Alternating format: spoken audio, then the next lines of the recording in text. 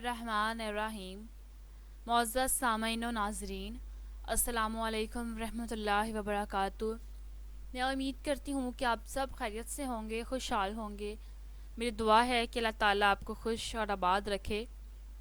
آج کی میری اس ویڈیو کا موضوع ہے دعا کیسے مقدر بدلتی ہے۔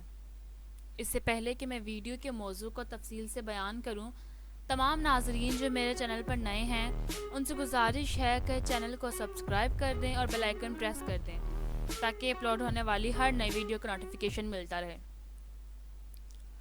موضوع ہے دعا کیسے مقدر بدلتی ہے۔ اللہ تبارک و تعالیٰ نے حضرت ایوب علیہ السلام کو بے پناہ دولت سے نوازا تھا۔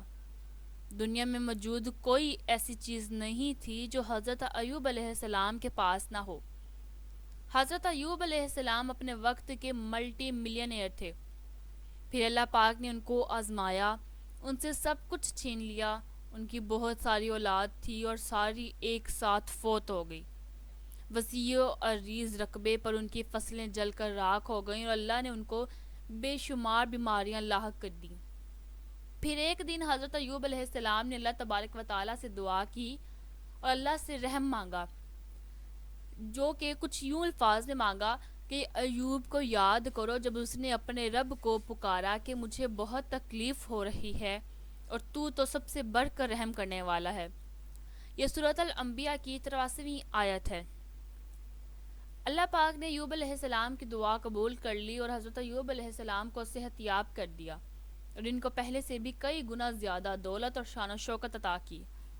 اس کے بعد سورۃ الانبیاء کی 84ویں آیت میں کچھ یوں بیان ہوا ہے کہ ہم نے ان کی دعا قبول کر لی اور جو ان کو تکلیف تھی وہ دور کر دی اور ان کو بال بچے بھی عطا فرمائے۔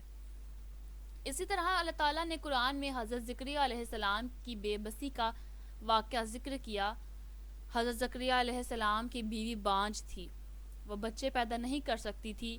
حضرت زکریا علیہ السلام بوڑھے ہو گئے، پوری عمر گزر گئی، بیوی بچے پیدا نہیں کر سکتی تھی تو ایک دن گھبرا کر اپنے اللہ سے دعا کی، یا اللہ اب میں بوڑھا ہو گیا ہوں، میری بیوی بھی بچے پیدا نہیں کر سکتی، یا اللہ تو مجھے بڑھاپے کا سہارا دے دے۔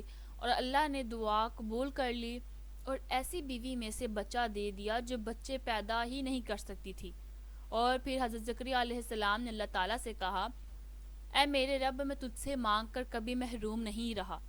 یہ سورہ مریم کی آیت نمبر 4 میں بیان ہوا ہے، جبکہ اگلی آیت یوں بیان ہوئی ہے کہ جب اس نے اپنے رب کو آہستہ سے پکارا اور کہا، اے میرے رب، میری ہڈیاں بڑھاپے کے سبب اب کمزور ہو گئی ہیں اور سر بڑھاپے کی وجہ سے شعلہ مارنے لگا، اور میں اپنے بعد اپنے بھائی بندوں سے ڈرتا ہوں، اور میری بیوی بانجھ ہے، تو مجھے اپنے پاس ایک وارث عطا فرما۔ اے زکریا، ہم تجھے خوشی سناتے ہیں ایک لڑکے کی جن کا نام یحییٰ ہے۔ عرض کی، اے میرے رب، میرا لڑکا کہاں سے ہوگا؟ میری عورت تو بانجھ ہے اور میں بڑھاپے سے سوکھ جانے کی حالت کو پہنچ گیا ہوں۔ حکم ہوا کہ اس طرح ہوگا کہ مجھے یہ آسان ہے اور میں پہلے تم کو بھی تو پیدا کر چکا ہوں اور تم کچھ چیز نہ تھے۔ پھر قرآن میں اللہ تعالیٰ نے حضرت یونس علیہ السلام کا واقعہ ذکر کیا کہ جب وہ مچھلی کے پیٹ میں گئے تو بے بسی کا یہ عالم تھا کہ قرآن کہہ رہا کہ وہ 3 اندھیروں کے پیٹ میں تھے، ایک رات کا اندھیرا، دوسرا سمندر کے نیچے گہرائی کا اندھیرا اور تیسرا مچھلی کے پیٹ کا اندھیرا۔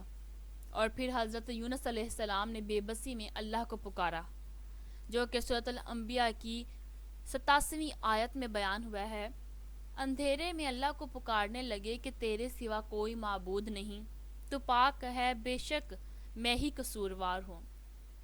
اللہ پاک فرما رہے، ہم نے یونس علیہ السلام کی کال کو آنسر کیا اور ان کو وہاں سے نکالا جہاں سے نکلنے کے سارے راستے بند تھے، تو ہم نے ان کی پکار سن لی اور ان کو غم سے نجات بخشی۔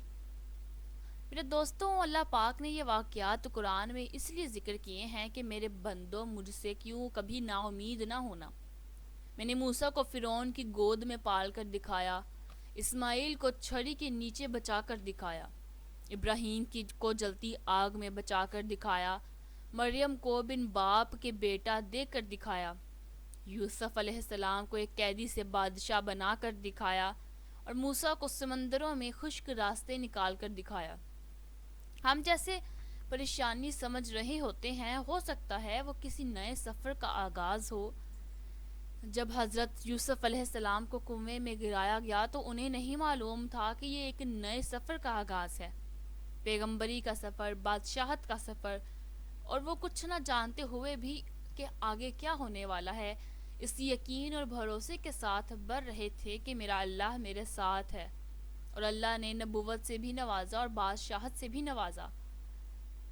سورۃ اطلاق کی کچھ آیات میں یوں بیان ہوا ہے کہ اور جو کوئی بھی اللہ پر بھروسہ کرے گا تو اللہ اس کے لیے کافی ہے۔ یقین رکھو اللہ اپنا کام پورا کر کے ہی دکھاتا ہے۔ اسی لیے ہمیں اللہ تبارک و تعالی سے ہر وقت مانگتے رہنا چاہیے۔ اللہ کے لیے کیا مشکل ہے؟ اللہ کی ذات تو وہ ہے جو ناکامیوں میں بھی کامیابی پیدا کر سکتی ہے، کیونکہ میرے اللہ نے خود کہا ہے کہ جب کوئی ٹوٹ کر تڑپ کے مجھے پکارتا ہے تو میں اس کی دعا قبول کرتا ہوں، اس کی تکلیف کو دور کرتا ہوں، جو کہ سورۃ النمل میں 62ویں آیت میں بیان ہو چکا ہے۔ ناظرین، مشکل وقت ہر ایک انسان پر آتا ہے۔ اس مشکل وقت میں اللہ تعالیٰ کو زیادہ سے زیادہ یاد کیا کریں تاکہ وہ پریشانی آپ کے لیے آسانی کا باعث بن سکے۔ اور ضروری ہے کہ اس پریشانی میں کبھی بھی ایمان کا دامن، اللہ پر توکل کا دامن مت چھوڑیے گا، کیونکہ وہ پریشانی ہی اللہ تعالیٰ کی طرف سے ہمارے لیے آزمائش ہوتی ہے۔ میں امید کروں گی کہ یہ ویڈیو آپ کو پسند آئی ہوگی۔